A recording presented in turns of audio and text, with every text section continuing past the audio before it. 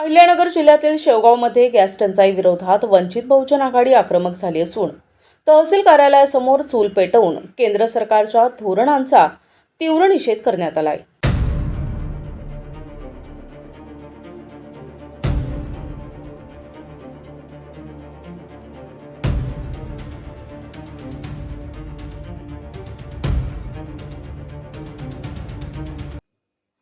या आंदोलनाचे नेतृत्व वंचित बहुजन आघाडीचे प्राध्यापक किसन चव्हाण यांनी केले।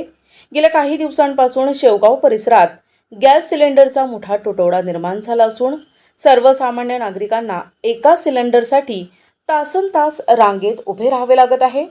अनेक ठिकाणी गॅसचा काळाबाजार सुरू असल्याचा खळबळजनक आरोपही यावेळी आंदोलनकर्त्यांनी केलाय। गॅस टंचाईचा परिणाम केवळ घरगुती स्वयंपाकावरच नाही तर स्थानिक हॉटेल, टपऱ्या आणि लघु उद्योगांवरही झाला असून अनेकांचे जगणे कठीण झाले आहे।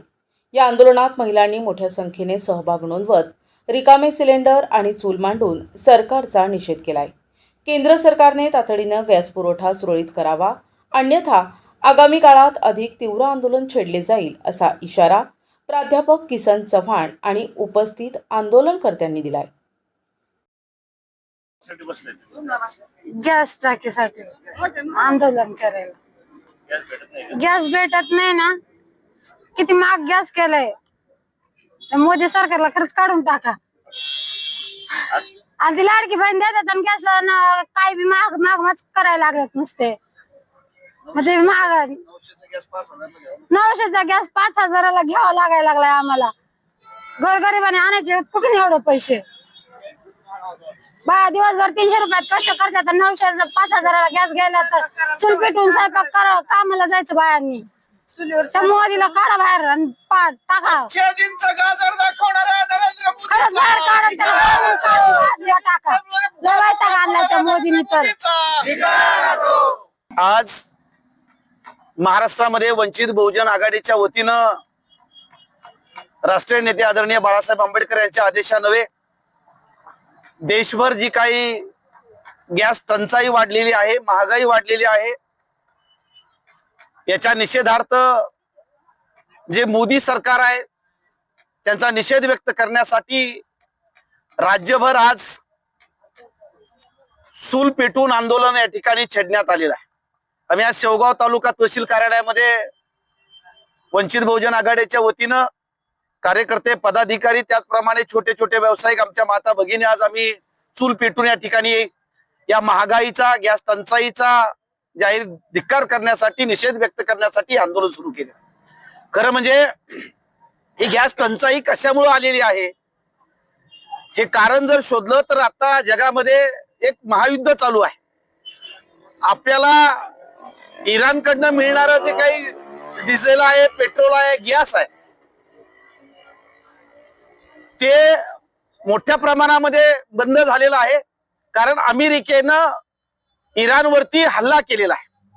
खरं म्हणजे तसे भारताचे आणि इराणचे अत्यंत मैत्रीपूर्ण असे संबंध असताना देखील आपण अमेरिकेच्या बाजूनी का उभे राहिलो किंवा अमेरिकेपुढे या देशाचा स्वतःला विश्वगुरु समजणारा, स्वतःला 56 इंच छातीचा समजणारे जे काही पंतप्रधान आहेत ते अमेरिकेचे जे राष्ट्राध्यक्ष आहे ट्रम्प यांच्या पुढे का नाचतायत, का मुजरा करतायत, त्याचं कारण जर आपण शोधायला गेलो तर आता जगभर जी एप्स्टीन फाईल गाजत आहे त्या एप्स्टीन फाईल मध्ये अनेक राष्ट्रांचे राष्ट्राध्यक्षांचं नाव आलेलं आहे आणि त्यामध्ये या देशाचे पंतप्रधान नरेंद्र मोदी आणि काही मंत्री यांचं देखील नाव आलेलं आहे। म्हणजे ते जे काही कृष्णकृत्य आहे त्या एप्स्टीन फाईल मध्ये आलेलं अत्यंत मानवतेला काळीमा फासणारं, अत्यंत घाणेरडं अशा पद्धतीचं त्या एप्स्टीन फाईल मध्ये दडलेलं आहे आणि म्हणून यांची नावं त्याच्यामध्ये आल्यामुळं ते झाकवण्यासाठी, त्याच्यावरचं लक्ष दुर्लक्षित करण्यासाठी अमेरिकेनं इराणवरती हल्ला केलेला आहे आणि म्हणून आपण इराणच्या बाजूने उभे आहोत, कारण अमेरिकेचे जे ट्रम्प आहेत त्यांच्या हातामध्ये ती एप्स्टीन फाईल आहे आणि त्या एप्स्टीन फाईल मध्ये नरेंद्र मोदींचं नाव आलेलं आहे आणि म्हणून मी सांगतो त्या पद्धतीनं तुम्हाला वागावं लागेल भारताला, अशा पद्धतीची धमकी या ठिकाणी ट्रम्प देत आहे आणि म्हणून हे मुद्रामोदी राहिलेले नाही तर हे मुजरामोदी झालेले आहेत आणि म्हणून जसं जसं ट्रम्प सांगतील त्या पद्धतीनं परराष्ट्रीय धोरण आखायचं, ते सांगतील त्यांच्या तालावरती नाचायचं कळसूत्री बाहुल्यासारखं नाचायचं.